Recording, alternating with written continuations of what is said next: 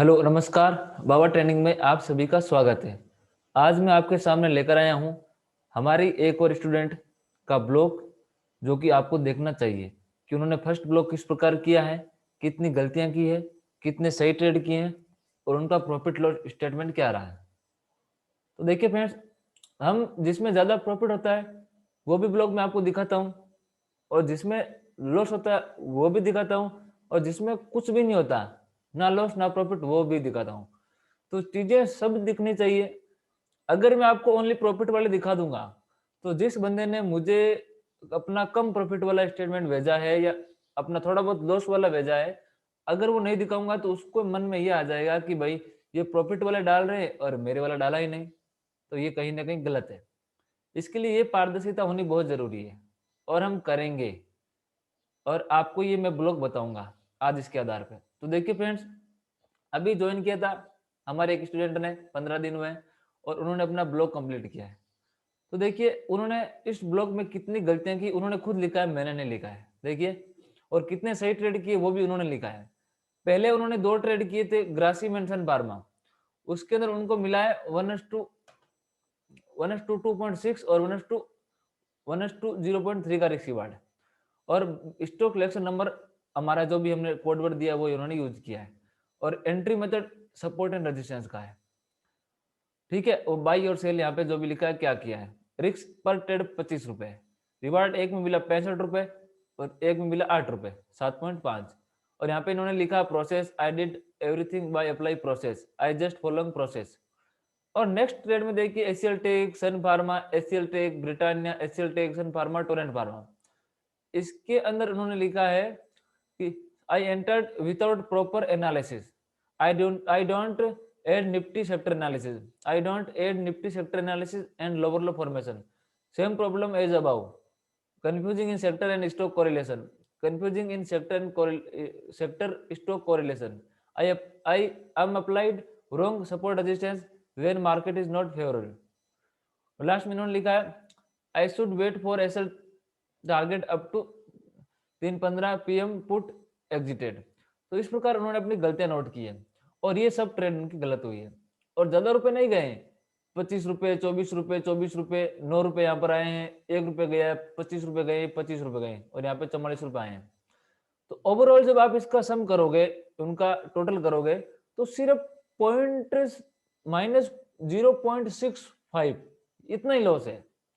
और हर ट्रेड में अगर मैं 5 रुपए ब्रोकरेज जोड़ दूं तो 50 रुपए ब्रोकरेज के, मतलब ये बहुत ही बड़ी बात है कि सिर्फ ब्रोकरेज ब्रोकरेज लगी है पहले ब्लॉक में, और कुछ भी उनका लॉस नहीं हुआ है, सिर्फ ब्रोकरेज।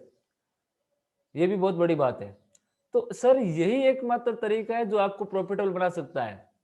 आप बाजार में आए, 5,000 का रिस्क लिया सीधा ही, और आपकी इतनी ट्रेड लॉस हो गई, तो क्या आप मार्केट में टिक पाओगे? और अगर यही आपने 25 रुपए से 5 बार इस प्रोसेस को कर दिया, तो देखिए फ्रेंड्स, देखिए दोस्तों, ये 5 बार अगर आपने इस प्रोसेस को कर दिया लगातार प्रॉफिट में, एक्यूरेसी भले ही आपकी 30% हो, 40% हो, 1:4 है आपका रिस्क रिवार्ड, तो आपको दिक्कत नहीं आएगी। फिर आप अपने एसएल को 5,000 कीजिए, 10,000 कीजिए, 500 कीजिए, 200 कीजिए, आप पर है। लेकिन आपके पास एक प्रोसेस होगा कि मैं ये गलती कर रहा हूं, मैं ये गलती नहीं कर रहा हूं। तो मैं ये चंद्रा जी को भी कहना चाहता हूं कि अपने अगले आने वाले ब्लॉग में गलतियां नहीं करेंगे अगर ये वीडियो देखेंगे। और वैसे हम इसकी पर्सनल मीटिंग भी करेंगे इस ब्लॉग पे, जब उनकी क्लास होगी आज। तो मैं उनको कहना चाहता हूं कि अगले ब्लॉग में गलती नहीं करें। और आपने अच्छा किया बहुत ही, ये अपना चीजें अप्लाई की और लिखा अपनी गलतियों को। अभी होता है क्या कि अभी हमने जब गलतियां नोट की है, तो हमको पता है कि हमने ये गलती की है, आगे जाके इन गलतियों को सुधारेंगे। देखिए एक्यूरेसी सिर्फ क्या रही, मतलब 3 ट्रेड सही है, इसका मतलब एक्यूरेसी रही 30% ओनली। और 30% एक्यूरेसी में इसको लॉस नहीं हुआ, इनको लॉस नहीं हुआ, और वो भी 1:4 नहीं मिला। सिर्फ एक ट्रेड अच्छी रही, बाकी दोनों में कोई बड़ा रिस्क रिवार्ड नहीं मिला। तो देखिए फ्रेंड्स, बिना बड़ा रिस्क रिवार्ड मिले 30% एक्यूरेसी फिर भी लॉस नहीं है, ये भी एक अपने आप में बहुत बड़ी बात है। जिन लोगों को बड़े बड़े प्रॉफिट देखने की हैबिट है, लोगों के यूट्यूब चैनल पे जा जाके या पता नहीं कहाँ कहाँ पे, मैं कुछ नहीं कहना चाहता इन चीजों को, मैं सबसे रिक्वेस्ट करता हूँ कि बाबा ट्रेनिंग से नहीं, कहीं से भी या अपने खुद से भी फोकस कीजिए लर्निंग पे।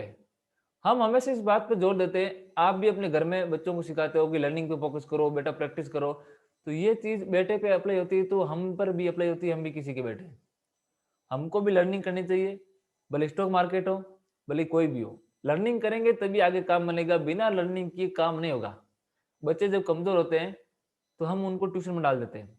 भले ही आपके पास कितना ही पैसे हो, संपत्ति हो, अरबों रुपए की हो, लाखों रुपए, करोड़ों रुपए की हो, लेकिन जब छोटा बच्चा कमज़ोर होता है स्कूल में पढ़ने में, तो हम उसे ट्यूशन लगाते हैं। ट्यूशन लगाने से वो उसका एक्स्ट्रा क्लास हो जाएगा, एक्स्ट्रा पढ़ाई हो जाएगा, थोड़ा बहुत वो पढ़ाई पे ध्यान दे देगा।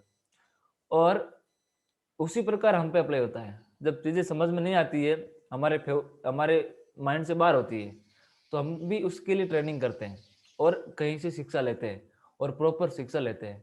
तो मैं आपको यही कहना चाहता हूँ, इस ब्लॉग से आप बहुत कुछ सीख सकते हो कि 30% एक्यूरेसी रही, 1:4 एक ट्रेड में 1:3 मिला, फिर भी इनका लॉस नहीं हुआ। ये भी एक अपने आप में बहुत बड़ी बात है। तो आपको ये ब्लॉग कैसा लगा? अगर आपको ये ब्लॉग अच्छा लगा और हमारे जो पारदर्शिता है हम आपको बता रहे हैं, वो चीज़ें अच्छी लगी, तो आप वीडियो को लाइक कीजिए, चैनल को सब्सक्राइब कीजिए और कमेंट करके हमको ज़रूर बताइए। बाबा ट्रेनिंग में जुड़े रहने के लिए आप सभी का बहुत-बहुत धन्यवाद।